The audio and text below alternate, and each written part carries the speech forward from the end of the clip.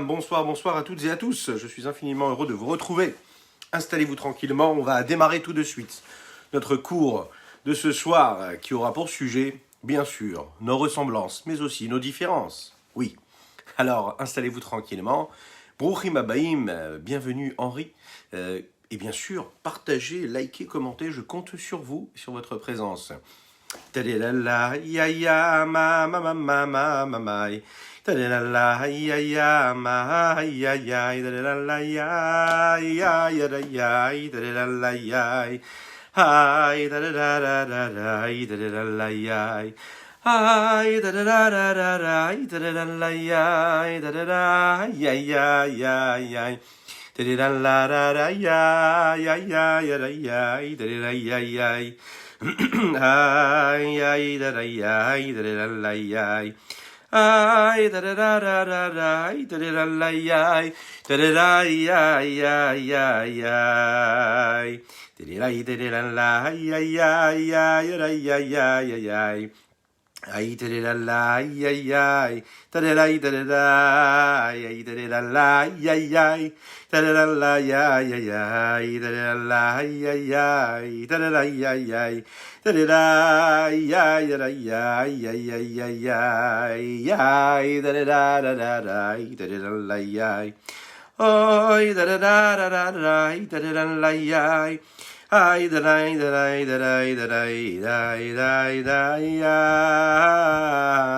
da da la ya da da ya ya da ya ya ya ya ay da da da da da da da da la ya da da ya ya ya ya da da la ya ya ba da bam bam bam bam da da la ya ya da da da da da la ya ya ma ma ma ma ma ma ma da da la ya ya hay ya ya ya ya hay ya ya da da da da da da la ya hi da da da da da da da da la ya hi da da da da da da da la ya da da da ya ya ya ya hi ya ya ya ya ya da da da da da da la ya da da da ya ba dam ba da da la ya hi da da da da da la ya Erev Tov, Erev Tov, Erev Tov, les Koulam.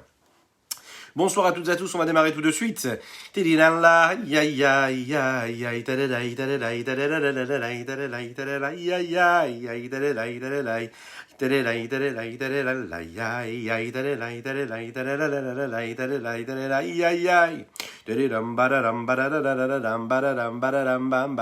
Ay ay ay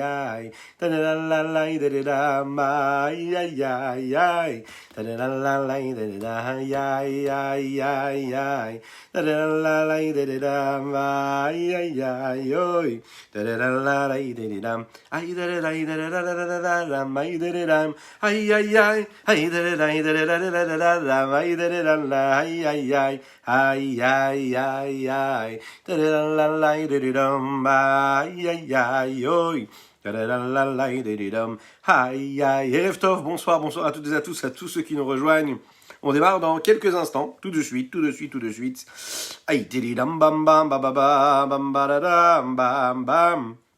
Tididam la ay ay ay tididam ay de la ay de la la la la la ay de la ay de la ay ay ay de la ay de la la ay de la ay ay ay de la ay de la la ay de la ay de la ay ay ay de la ay de la ay de la ay de la ay ay ay ay ay de la ay de la da ya yo ma ya ya de da ma ya ya ya da la la de dum de da ma ma de do ma ya ya ya ya de da da da ma ma ma da la la de do ma ya ya ya da la la de do me ha ya yo ya da la la de dum. Erev Tov les Koulam, bonsoir, bonsoir à toutes et à tous. J'espère que vous allez bien et que vous passez un bon moment. On va développer ensemble un sujet qui nous concerne tous. Oui, parce qu'on est tous semblables, on se ressemble tous, mais on est tous différents. Oui. Maintenant, on va le voir. C'est précisément ce qui se passe entre chacun et chacune d'entre nous. Mais surtout dans une même fratrie, dans une même famille. C'est ce qui peut se voir aussi. On peut avoir l'impression de se ressembler, mais nous sommes encore une fois différents. C'est un sujet qui touche à la paracha de notre semaine, mais qui touche aussi également notre thème de prédilection, le foyer juif. Comprendre comment réaliser et comment faire pour avoir un foyer véritable, comme il faut, comme il se doit, selon ce qui est important pour nous et surtout selon ce qui est important pour Dieu. Voilà. J'espère que vous allez bien. Je vous rappelle que nous étudions pour la Refoua Shelema de Moshe ben Hanina-Ninet. Moshe ben Hanina-Ninet, Erev Tov à ceux qui nous rejoignent. Et qu'Akadosh Baruch Hu lui envoie une véritable Refoua Shelema, une très très grande Refoua Shelema, et je compte sur vos prières également pour Moshe ben Hanina-Ninet. Alors vous savez, il y a des gènes qui codent l'espèce humaine. Et ces gènes-là, on les a tous. On a tous les mêmes gènes. On a des gènes qui nous permettent d'avoir les membres de notre corps, les mains. Les gènes qui nous permettent de nous tenir debout, Baruch Hashem, grâce à Dieu. Celles qui sont en réalité des caractéristiques qui sont propres à l'homme, précisément, si on le compare aux autres espèces de la création. Il y a une chose qu'il faut savoir maintenant, c'est que cette ressemblance, a priori présente, elle, à chaque fois, elle va être différente. On sait que nous ne sommes pas tous les mêmes et qu'il n'y a aucune personne qui ressemble à une autre personne. Je m'explique. Chacun de ces gènes-là est différent. C'est des gènes qui sont spécifiques. Ces gènes-là vont définir si on aura par exemple les yeux bleus, si on aura des beaux yeux châtain clair, est-ce qu'on aura des cheveux clairs ou des cheveux foncés? Est-ce qu'on aura des cheveux blonds, des cheveux d'une autre couleur? Est-ce que ces cheveux-là seront bouclés, est-ce qu'ils seront raides? Il y a énormément, oui, vous êtes d'accord, oui, énormément de différences. Maintenant, toutes ces gènes-là, c'est nos parents qui nous les ont transmises. Ces gènes-là, transmis, c'est plus français quand même, puisque c'est des gènes, c'est masculin. Maintenant, ce qui est très très fort dans ces gènes-là et ces différences-là, c'est que ce qu'on va voir, c'est que j'ai des frères qui sont jumeaux, a priori, qui ont un aspect ressemblant, et bien les gènes seront aussi différents. Écoutez un petit peu les merveilles de la nature et les merveilles et la grandeur de Dieu. Des millions, des milliards d'êtres humains à travers le monde et dans le monde dans lequel nous vivons, à travers cette planète-là, ces différents continents, qui font qu'en fait on est a priori tous les mêmes, on s'exprime, on bouge, on parle, on chante, on danse, on ressent a priori, on réfléchit a priori avec les mêmes codes, mais nous ne sommes pas les mêmes, nous n'avons pas les mêmes gènes. Ces différences-là, en réalité, dépendent de de la constitution de chaque gène. Donc en fait, bien qu'on ait la même base, c'est-à-dire les parents, puisque c'est ces mêmes parents-là en réalité qui vont transmettre ces gènes-là aux enfants, on peut trouver par exemple des familles qui ont, c'était notre thème hier soir, vous savez, ou avant-hier soir, d'avoir des enfants, beaucoup d'enfants, oui. Eh bien, il y a parfois des familles avec 20 enfants, Baruch Hashem. Et ces 20 enfants-là, bizarrement, ne se ressemblent pas du tout l'un et l'autre, même s'ils peuvent avoir une ressemblance physique, au niveau du regard, mais ils n'ont jamais chacun les mêmes gènes. Voilà comment, à la base, on est tous des êtres humains, on descend tous d'Adam Arishon, eh oui, et de qui? Eh bien de sa femme. Allez, une petite blagounette. Si je vous pose la question et j'attends votre réponse, que ce soit maintenant live ou en replay, je compte sur chacune et chacun d'entre vous. Dites-moi une chose. D'après vous, quel était le nom de famille de Adam Arishon? Est-ce que vous êtes capable de répondre? Comment? Le nom de famille de Chava. Oui, Chava. Comment est-ce qu'elle s'appelait? C'était quoi son nom de famille? C'est facile. C'était Madame Arishon. Ah oui. Adam Arishon, sa femme c'est Chava, et Chava s'appelle Madame Arishon. Bon, je ne sais pas si c'est une bonne petite blague, mais en tout cas, l'idée c'est que vous ayez un petit sourire qui se soit dessiné sur votre visage. Donc on descend tous d'Adam Arishon, de Chava, et pourtant, on est tous bien différents les uns des autres. Ceci étant dit, comment, avec nos différences, comment nous sommes tous les mêmes? Et comment, en étant tous les mêmes, on peut être en même temps différents? Vous me suivez? Est-ce qu'on est tous les mêmes? Est-ce qu'on est différents? Et est-ce qu'en étant tous les mêmes, on peut être différents? Et est-ce que quand on est différent, on peut être aussi tous les mêmes? Est-ce qu'un enfant, il peut venir et avoir les mêmes parents que son frère, que sa sœur, et avoir des gènes différents? Et parfois même plus que ça, est-ce qu'un enfant va pouvoir grandir différemment que son frère ou que sa sœur? Vous allez me dire bien sûr. Est-ce qu'il est conditionné ou est-ce qu'on a la possibilité de changer? Est-ce que le fait que l'on soit différent et pas tous les mêmes, cela peut apporter, et vous êtes d'accord avec moi, quelque chose d'extraordinaire, de riche, justement dans ce foyer juif, que nous nous efforçons tous les jours à construire et bâtir? Nous l'avons dit avec les meilleurs matériaux. Une fois qu'on aura choisi les bons matériaux, on appellera aussi les meilleurs décorateurs, intérieurs et extérieurs. Oui, c'est important, c'est important. Mais on est d'accord que chacun de ces éléments, chacune des différences qu'il va y avoir dans les gènes de chacun des enfants, bien qu'ils se ressemblent, et bien que les parents ont du mal à s'adapter à chaque fois à chaque enfant, on l'a dit, c'est nécessaire, c'est primordial, et bien on va voir que c'est la richesse de chacun et de chacune de ces différences qui va nous rappeler qu'en réalité, nous sommes tous les mêmes. Mais nous sommes tous les mêmes par nos différences. Oui, ça peut exister. C'est nos différences qui vont prouver que nous sommes tous les mêmes. Et comme nous sommes tous les mêmes, eh ben nous sommes différents. On va développer cette idée-là. Lorsqu'un homme, avant d'être un homme, ou une femme avant d'être une femme, eh bien, elle est un enfant. Et oui, nous sommes tous des enfants un jour. Et quand un enfant est né, en fait, excusez-moi, la première chose que toutes les personnes qu'on rencontre juste après la naissance, la première question que l'on se pose, c'est « Allez, vous êtes d'accord avec moi? Mais à qui ressemble-t-il, ce petit enfant-là? À qui il ressemble? À son papa, à sa maman? » Et donc là, on a le droit à chacun, bien sûr. Il y a la grand-mère maternelle qui va dire « Oh là là, mais il ressemble à sa mère, et puis il ressemble à toute ma famille. » Voilà, moi je vous le dis, c'est de ma famille. Voilà, il vient de mon côté.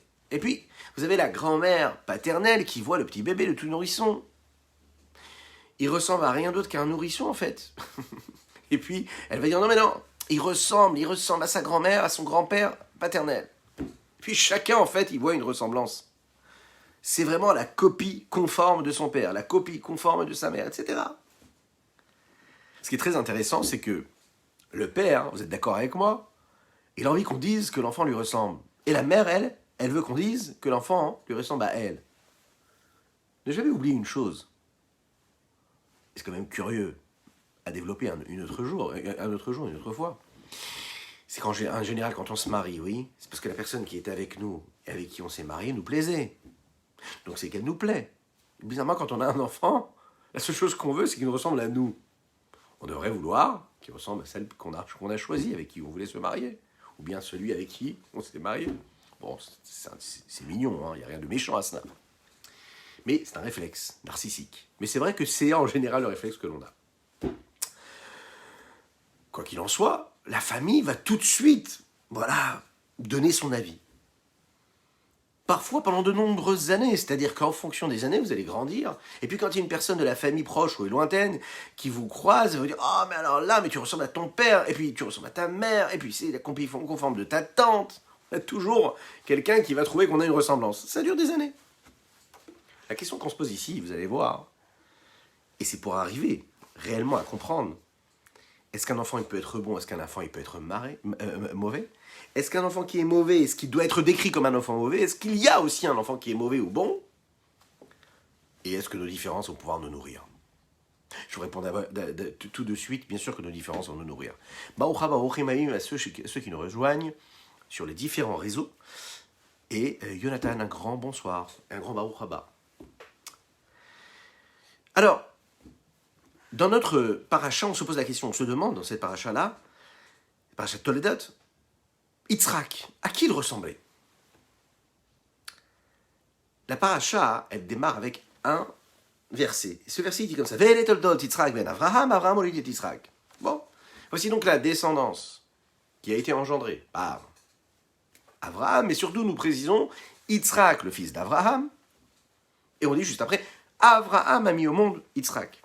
Rashi nous explique que, a priori, les mots se répètent. Nous disons 2 fois Avraham. Si c'est Yitzhak qui est le fils d'Avraham, pourquoi nous dire que c'est Avraham qui a mis au monde Yitzhak? En fait, Rashi nous explique, il dit, voilà, les moqueurs de l'époque, de la période à laquelle vivaient Yitzhak et Avraham, avaient l'habitude de dire, Yitzhak ne ressemble pas à son père Avraham. Et donc c'est la preuve qu'il n'est pas né d'Avraham. Vous vous souvenez, Avraham a eu Yitzhak à un âge très avancé. Et donc, les mauvaises langues disaient, mais non, c'est pas le père, Avraham, c'est pas le père de cet enfant-là. Mais ça doit être Avimelech. Yitzhak qui ressemble à Avimelech, qui lui avait voulu prendre Sarah, vous vous souvenez dans l'histoire. Qu'est-ce qu'il a fait à Kadosh Baruch Hu, afin que les gens ne jugent pas mal Chas v'Shalom Avraham? Pour prouver qu'Yitzhak était vraiment le fils d'Avraham, il a fait un miracle. Et en fait, Yitzhak ressemblait intégralement à Avraham. C'est une copie conforme cette fois-ci d'Avraham, son père. Quand on voyait Yitzhak, on voyait son père. En réalité, vous savez qu'aujourd'hui, on fait beaucoup de chirurgie plastique. N'en faites pas, ça sert à rien. Enfin, non. Je ne suis pas là pour donner mon avis. Mais en tout cas, beaucoup de chirurgie plastique. Mais cette chirurgie, si vous voulez, c'est la première qui a existé. C'était à l'époque d'Avraham Avinu et de Yitzhak. Les Chachamim nous disent qu'Yitzhak vraiment ressemblait à Avraham. C'était la même figure. Les mêmes traits du visage. C'est la raison pour laquelle, à chaque fois qu'on voyait Yitzhak, qu'est-ce qu'on disait? Oh, voilà, le fils d'Avraham. C'est Avraham qui a fait naître Yitzhak. La question qui se pose, c'est pourquoi est-ce qu'Akadosh Baruch Hu, est-ce que Dieu il a besoin de faire un miracle si particulier? On le sait très bien, de manière naturelle, les enfants ressemblent à leurs parents. Et si il est ainsi qu'Yitzhak qui ressemblait à son père, pourquoi est-ce qu'il a fallu un miracle pour qu'Yitzhak ressemble à son père? On voit très souvent des enfants qui ressemblent à leurs parents. Pourquoi est-ce qu'il a fallu un miracle? De manière naturelle, Yitzhak ressemble à son père Abraham. Écoutez bien ça, c'est extraordinaire. Et ça nous apprend énormément sur notre vie à nous de tous les jours, sur notre foyer, sur nos enfants, sur nous-mêmes, sur notre épouse, notre mari, et puis sur notre entourage, sur nos parents, et puis sur nos enfants. On va se poser donc la question, pourquoi est-ce qu'on ne se ressemble pas tous? Pourquoi est-ce qu'on a tous des traits du visage différents l'un de l'autre? C'est prouvé scientifiquement. On regarde au millimètre près, jamais personne ne ressemble à son semblable. Nous sommes tous différents. C'est simple, il suffit de se regarder là maintenant, on est à travers ces réseaux-là. Ce miracle qui nous permet d'étudier tous ensemble, de partager des notions de spiritualité, de sainteté, de Torah. Chacune et chacun d'entre nous, on est tous installés à l'autre bout du monde, et pourtant, on ne se voit pas tous, chacune et chacun, mais en tout cas, si on se regarde dans le miroir, on saura qu'on n'est pas tous les mêmes. Il y a donc des dizaines, des centaines, et pourquoi pas des milliers de personnes qui vont regarder ce live ou ce replay, et puis chacun et chacune aura un aspect différent que son miroir lui renverra. Donc on est tous différents. Et si on est tous différents, c'est qu'en réalité, on a une particularité différente. Chacun est différent. Vous avez un visage qui aura des traits plus arrondis, celui-ci aura des traits un peu plus secs, celui-ci aura des traits qui sont un peu plus lisses, celui-ci un peu plus avec une couleur différente, une sensibilité différente. On a tous quelque chose de différent. Alors si vous avez la réponse, je vous invite à me la donner. N'hésitez pas, vous pouvez l'écrire, l'envoyer, partager, dites ce que vous en pensez. Bienvenue à tous ceux qui nous rejoignent, bienvenue, Bruchim Habayim. Regardez comment est-ce que la Torah, elle décrit, dès le départ et dès le commencement de cette paracha-là, de cette sidra que nous lisons cette semaine, à quoi ressemblait Esav. La Torah nous dit « Vayitzer Rishon Admoni Kulo Kaderet Se'ar ». Le premier est sorti, le premier enfant de Yitzhak, il est sorti, c'était Esav. Et on nous dit déjà, on nous le décrit, non pas par son caractère, mais par son aspect physique. Et on le dit, il était en réalité roux. Il était roux. Et on l'appelait juste après, on l'appelait Esav. Alors, ça n'est pas juste comme ça que la Torah va se fatiguer à nous préciser qu'il était comme ci ou comme cela, et qu'il avait beaucoup de cheveux, qu'il était assez chevelu. La Torah, en fait, elle est en train de nous apprendre quelque chose. Il était roux et puis il avait beaucoup de cheveux. En fait, elle est en train de nous apprendre des traits de caractère et de nous dévoiler un aspect de la personnalité de Esav qui s'exprimait à ce moment-là. C'est un dicton comme ça qu'on a l'habitude de dire. Celui qui est roux, c'est pas juste une couleur, c'est une nature. Celui qui est blanc, c'est une nature aussi. Oui. Celui qui est brun, il a aussi une nature différente de l'autre. Nous sommes différents. Quand on pose la question, on se demande, mais quelle est la particularité, les formes d'expression que pouvaient avoir les traits de caractère d'Yitzhak? Et comment est-ce que Abraham ressemblait à Yitzhak? Le Zohar HaKadosh, la Kabbalah nous dit que la vertu d'Abraham, elle était cette vertu-là du chesed, de la bonté, du partage. On en parle souvent de cette vertu-là. La mida de Yitzhak, sa vertu à lui précise, c'était la gvura, la rigueur. Abraham, lui, en réalité, toute sa vie, il a construit ce qu'on appelait une tente pour accueillir un hôtel, une auberge qui accueillait les passants. Il faisait entrer ces invités-là. Il a diffusé également énormément. C'était la raison d'être, sa raison de vivre. La émouna, la foi en un seul Dieu, Akadosh Baruch Hu. Il a même été jusqu'à essayer de défendre les habitants de Sédom, de ce village-là qui était très très loin de ce que Akadosh Baruch Hu attendait d'un homme et d'un village. C'est-à-dire qu'ils ne respectaient pas du tout les préceptes, qu'ils ne respectaient pas du tout ce qu'on attendait d'eux.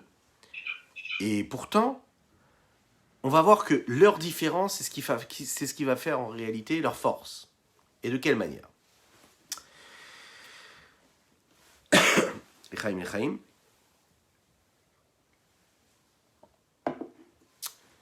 Si on regarde bien dans l'histoire de Yitzhak, on ne voit pas autant de descriptions. Toutes ces descriptions qu'il y a chez Abraham, on ne les trouve pas chez Yitzhak. Chez Abraham, très souvent, on va faire état de son chesed, de sa bonté, de son partage. Chez Yitzhak, on ne voit pas ça. Et pourquoi est-ce qu'on ne voit pas ça? Pourquoi est-ce que la Torah ne rentre pas dans les détails? En fait, la vertu de Yitzhak, elle s'exprime justement par sa méticulosité dans la sainteté. Tout ce qui avait trait avec la sainteté, avec le rapprochement de Dieu, son attachement à Dieu, faire ce qu'il fallait faire comme il fallait dans la sainteté, lui, on le savait. Il avait une crainte de Dieu qui était phénoménale, extraordinaire, très grande, puissante. On donne cette appellation à Yitzhak, on dit, ou Pachad Yitzhak. Pachad Yitzhak, c'est cette crainte, cette peur-là qu'Yitzhak il avait, de bien faire les choses, de bien faire ce qu'Akadosh Baruch Hu, ce que Dieu lui demandait. Maintenant, essayez d'imaginer à quoi ressemblait et quels sont les traits d'un homme qui est un homme de bonté. Il a une forme, il a un aspect physique qui reflète cette tendance-là de la bonté, du partage, de l'influence, du don à l'autre, du don pour l'autre. Donc, puisqu'il peut laisser transparaître cela, vous imaginez bien que c'est un peu curieux de voir que Yitzhak, lui, a priori, qui avait le même aspect que son père, qui lui était un homme de chesed, pouvait avoir un comportement qui était à l'inverse de l'aspect physique qu'il était en train de donner à ceux qui le regardaient. Alors comment cela s'exprime et comment on peut comprendre vraiment ce qui se passe chez Yitzhak? D'un côté, avoir un aspect qui ressemble à celui d'Abraham, qui reflète quoi? La bonté, le partage. Et de l'autre côté, avoir un côté intérieur et avoir une vertu intérieure et profonde et une expression de quoi? De l'être qui laisse transparaître en réalité une rigueur et une méticulosité qui est à l'inverse de ce chesed a priori. On peut comprendre qu'en réalité, ils étaient en réalité totalement différents. Au moment précis où toutes ces personnes de cette génération, nous l'avons dit, avaient décidé d'accuser Yitzhak de ne pas être l'enfant d'Abraham et pas de s'en moquer, mais de critiquer, de juger Abraham de cette façon aussi négative, et ils sont partis regarder à quoi ressemblait Yitzhak. Ils ont dit, mais Yitzhak ne ressemble pas du tout à Abraham. Donc s'il ne lui ressemble pas, c'est que c'est pas son fils. Ça peut pas être son fils. Précisément quand ils ont vu en fait sa conduite. Ils ont vu que ses traits de caractère ne se ressemblent pas. Ils se sont habitués au chesed phénoménal, extraordinaire qu'Abraham avait, à cette bonté. Et puis d'un côté, ils ont vu des traits de caractère totalement différents. Une rigueur, une dureté. Qu'est-ce qu'il a fait Hachem? Il s'est dit, ah, bah oui, les traits de caractère d'Yitzhak sont en train de le faire mentir, c'est-à-dire que les gens pouvaient le juger différemment qu'il ne l'était. Il a décidé, il a dit, voilà, maintenant je vais changer. Je vais faire ressembler Yitzhak à Abraham. Et c'est la raison pour laquelle on dit ici qu'il y a eu un miracle. Un miracle. Vous imaginez un petit peu? Un miracle qui n'était pas du tout simple à faire. Et il a transformé, il a fait cette opération chirurgicale pour transformer l'aspect physique de Yitzhak, à le faire ressembler à Abraham. Donc, en d'autres termes, Yitzhak, pendant les premières années de sa vie, il ne ressemblait pas du tout à son père Abraham, puisque lui, c'était le reflet de sa vertu, qui est cette vertu-là de la gvura, de la rigueur. Mais lorsque toutes les personnes de la génération étaient là et commençaient à le montrer du doigt en mettant réellement en doute qu'il soit le fils d'Abraham, Akadosh Baruch Hu a été donc obligé, contraint, si l'on veut, eh bien de faire ce miracle-là. Alors qu'est-ce que ça veut dire? C'est qu'en réalité, quand Akadosh Baruch Hu il a changé l'aspect physique d'Yitzhak, il a seulement changé l'aspect physique. A priori. Le problème, c'est que quand il a changé l'aspect physique d'Yitzhak, est-ce que ses traits de caractère et ses qualités et ses vertus, elles ont changé elles aussi? Et bien regardez ce que nous dit le Midrash. Au moment où il a transformé cet aspect physique, il a changé aussi ses traits de caractère, ses vertus. Hachem, en fait, a entraîné à ça que toutes les personnes qui regardaient Yitzhak pouvaient déceler la vertu qu'il avait, c'est-à-dire cette rigueur-là, mais telle qu'elle apparaissait en étant une conséquence et un dérivé et un moyen d'expression d'une facette de ce qu'est la vertu de bonté de Abraham. Autrement dit, Yitzhak, c'est en réalité Abraham. Il a aussi la même bonté, mais dans la bonté, on sait que chaque vertu, chaque séphira, chaque mida, chaque trait de caractère est influencé et est inclus également des autres vertus. Et Yitzhak, c'était l'expression de la rigueur qu'il y a dans le chesed. Et donc, quand il décide de lui changer cette apparence physique, il décide de le faire ressembler à son père, à travers le chesed, et qu'il va, de cette façon-là, engendrer quoi? Un changement également dans sa façon d'être et dans ses traits de caractère. Ça va être le reflet de la rigueur qu'il y a dans le chesed qui se révélera à ce moment-là. Qu'est-ce que ça veut dire ici? C'est-à-dire qu'on a deux façons de voir la vertu de rigueur. Un homme, il peut être très méticuleux, parce que c'est quelqu'un de très dur, c'est quelqu'un de têtu. Il ne regarde personne, il ne considère personne, il ne calcule personne. Il a une vision, il sait ce qu'il doit faire, il sait ce à quoi il pense, il n'a peur de personne, il ne se remet jamais en question. Il fonce, il trace. Oui, c'est parfois bien, mais souvent mal, souvent mauvais. Alors, comment chez Yitzhak, ce côté rigueur pouvait être positif? En fait, ici, on veut nous dire quelque chose de très spécial. Parfois, vous savez, c'est comme chez les enfants. Lorsque vous avez un papa et une maman qui décident de ne pas donner une récompense ou un bonbon à un enfant qui réclame en pleurant un bonbon, eh bien, pourquoi est-ce qu'ils ne lui donnent pas ce bonbon-là? Pas parce qu'ils sont mauvais, pas parce qu'ils sont très rigoureux. C'est en fait de la bonté. C'est du chesed qui se révèle, c'est de la bonté, mais qui va se révéler à travers un aspect, un mouvement de rigueur, mais qui en réalité est là pour refléter, pour faire passer un message de bonté. Quel est ce message de bonté? C'est que mon fils ou ma fille, je suis très très très très heureux que tu aies envie de manger ce petit bonbon. Mais ça n'est pas bon pour toi. Donc comme ça n'est pas bon pour toi, j'ai un chesed qui est encore plus grand que ce que toi tu voudrais. Donc toi, pour toi, un acte de bonté, ce serait que ton papa ou ta maman te donne ce que tu veux. C'est un acte de bonté. Mais il y a un acte de bonté tel que moi je le perçois, c'est-à-dire qui est encore plus grand que cette bonté-là. Pourquoi? Parce que moi, en tant que parent, j'ai une perspective et un recul beaucoup plus large, et donc je sais que si je te donne ce bonbon qui pourrait te faire plaisir, ce serait quelque chose de négatif pour toi. Donc, je vais utiliser quoi? Pas un chesed qui en réalité serait de la gvoura, puisque toi tu seras en train de subir une certaine rigueur, parce que je vais te faire du mal, si je te donne ce que tu me demandes. Mais je vais utiliser quoi? De la rigueur qui est en moi. Pourquoi? Pour pouvoir laisser passer une vraie chesed, un vrai acte de bonté. Et il s'agit de ça chez Yitzhak. Quand on dit qu'Yitzhak était rigoureux, c'était une rigueur qui était là pour laisser passer et transmettre le chesed véritablement. Et que si il n'utilisait pas cette rigueur-là, le chesed ne serait pas du chesed, ce serait de la bonté, mais qui serait gaspillée, négative. Alors ici, nous, on peut apprendre quelque chose de cela. Qu'est-ce qu'il est préférable? Ah ben, on peut apprendre quelque chose de très important. Un conseil qui peut nous accompagner dans notre vie de tous les jours, qui nous permet de bâtir, de fonder ce foyer juif qui est tellement et si important. Si on pense à un seul instant, qu'Akadosh Baruch Hu, en fait, il avait deux possibilités. Il avait la possibilité de créer et de façonner l'aspect physique d'Abraham comme celui d'Yitzhak. Et faire en sorte qu'en réalité, le trait de caractère de la bonté soit comme le trait de caractère de la rigueur. Il aurait pu même faire en sorte que la rigueur ressemble à la bonté. Mais non. Hachem, il a décidé de choisir et de faire en sorte que Yitzhak soit comme Abraham. Qu'est-ce que ça veut dire? Que la rigueur soit comme la bonté. Où on veut en venir?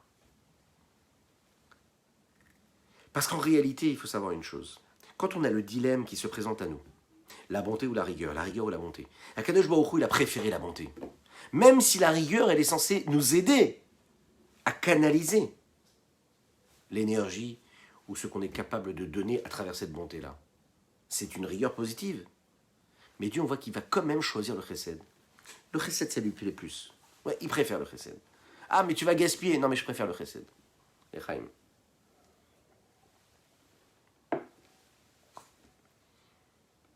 Il a préféré qu'Yitzhak ressemble à Abraham et non pas l'inverse. Il a préféré qu'Yitzhak, qui était cette rigueur-là, ressemble à la bonté et non pas l'inverse. Non pas que la bonté soit un peu trop influencée par la rigueur. C'est un petit peu ce qui nous arrive, nous, dans notre vie. On est confronté à cette situation dans notre vie de couple, dans notre vie familiale, dans le plus grand cercle social, dans notre peuple et dans le monde, dans l'humanité tout entière. Les codes de vie sont gérés justement par cela. Nous en avons parlé en début de cours. La question des gènes. Oui, qu'est-ce qui fait qu'on soit tous les mêmes, mais pas les mêmes du tout, puisqu'on a tous des gènes différentes? Pourquoi? Pourquoi cette richesse et ces différences?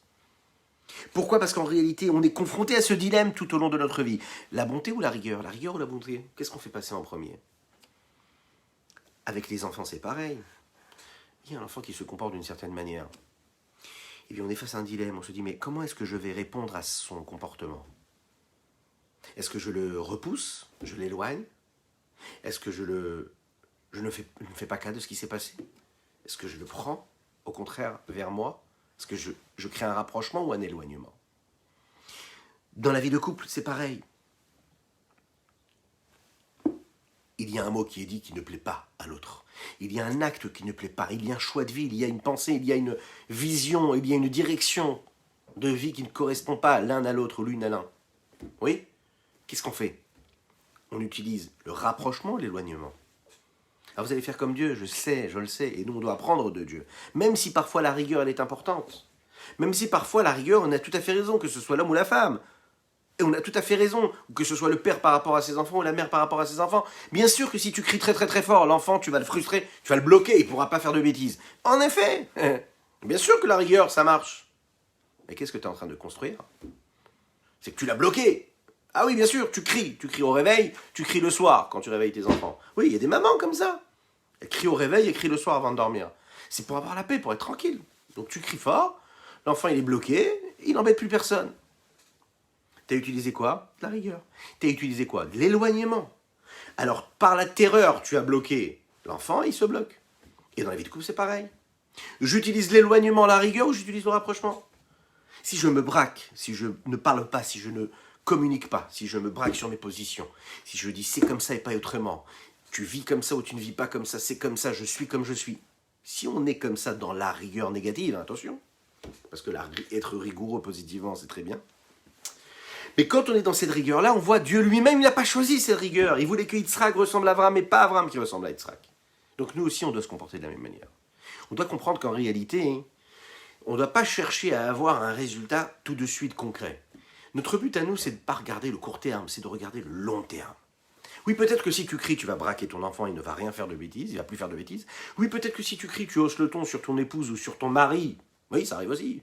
Eh bien, tu es sûr que tu seras tranquille pendant les 2 heures qui vont suivre.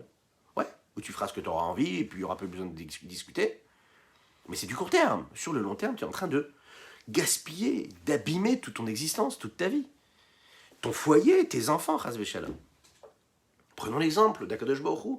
Dieu, qu'est-ce qu'il a choisi? Il a choisi le chesed. C'est le chesed, la bonté qui prédomine. Le rapprochement. Oui, oui, c'est important d'éduquer. Oui, c'est important d'avoir des positions, d'avoir des visions et de faire comprendre à son conjoint ou sa conjointe que c'est ce que nous voulons pour la vie et que c'est ce qui est important. Mais quel est le but? De braquer ou de créer des éléments qui vont engendrer d'autres éléments et d'autres situations de construction.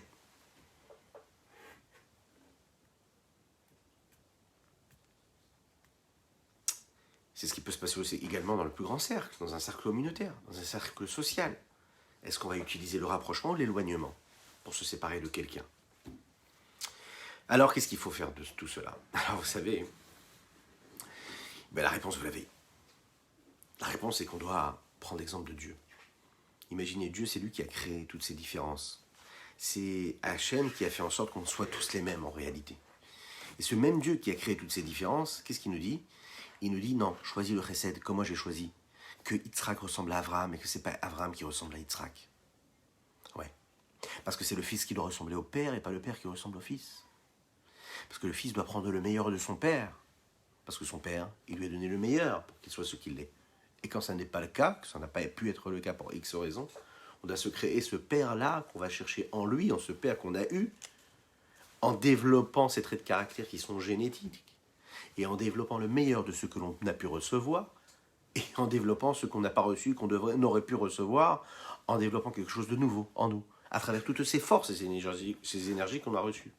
En se rappelant que toujours, même quand on a eu l'impression de ne pas avoir reçu une telle force, une telle énergie, ou un tel trait de caractère de nos parents, et qu'on peut leur en vouloir pour X choses ou X raisons, sachons que quand on est capable de développer quelque chose de nouveau en nous, la Kabbalah nous le dit, c'est que automatiquement on l'a reçu de nos parents.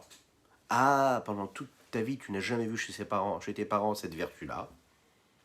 C'est qu'en réalité, elle était enfouie, elle n'était pas dévoilée, pour tellement de raisons. Quand toi, tu vas développer ce trait de caractère, et en réalité, cette petite tendance qui est tellement positive, ce trait de caractère qui est constructif, et tout ce que vous voulez, eh bien à ce moment-là, qu'est-ce que tu es en train de faire? Tu es en train de donner de la possibilité, et tu permets la révélation, le dévoilement d'une force que tu avais reçue de tes parents, mais qui était complètement cachée, qui n'était pas dévoilée. C'est un petit peu l'histoire qu'on raconte, vous savez, de la Gemara Shabbat, une histoire qu'on a l'habitude de raconter, mais qui définit bien ce qui se passe. Il y a un non-juif un jour qui est arrivé chez Shammai. Vous connaissez Shammai, l'école de pensée de Shammai, l'école de pensée de Hillel. Shammai et Hillel, les grands maîtres du Talmud. Et donc, ce non-juif-là, il est venu voir Shammai, il lui dit, voilà, j'aimerais apprendre toute la Torah sur un seul pied. Et on nous raconte que Shammai l'a repoussé avec le bâton qui était dans sa main. Qu'est-ce que ça veut dire? De profaner la Torah. Tu veux apprendre toute la Torah et qu'on t'enseigne sur un seul pied. Il est parti voir Hillel, qui avait une tendance différente. Voilà qu'il se présente devant Hillel et il dit, voilà, j'aimerais apprendre la Torah sur un seul pied. Et là, Hillel le regarde, il ouvre ses bras, et il dit, viens mon fils, je vais t'enseigner toute la Torah. Avec une phrase.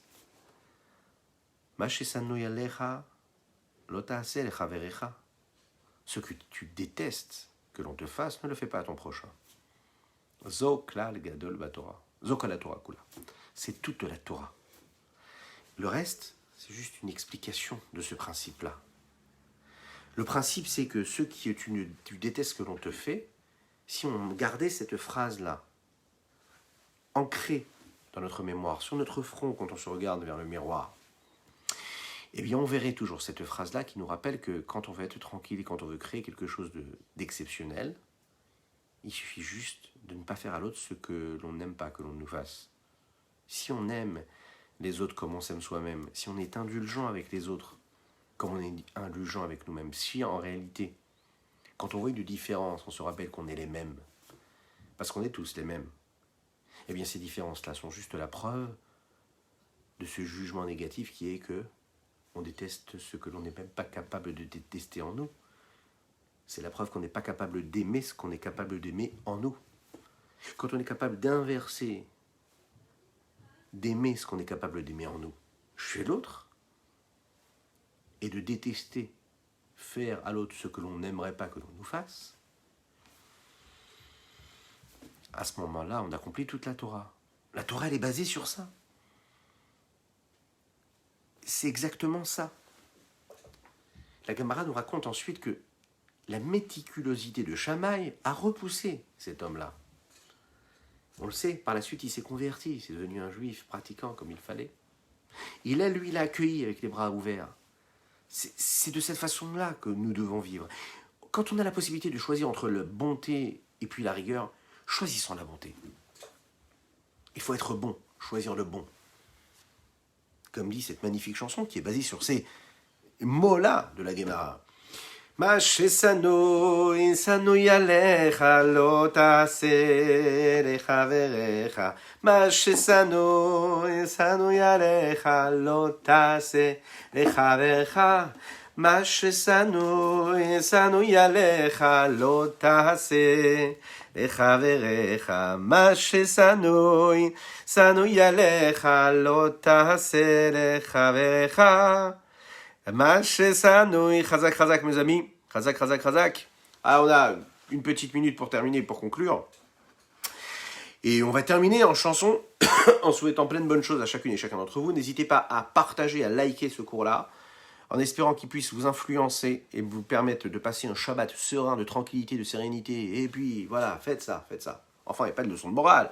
C'est ce que la Torah nous demande. Et puisqu'on vit au rythme de la paracha, nous avons reçu un excellent enseignement cette semaine. Faisons donc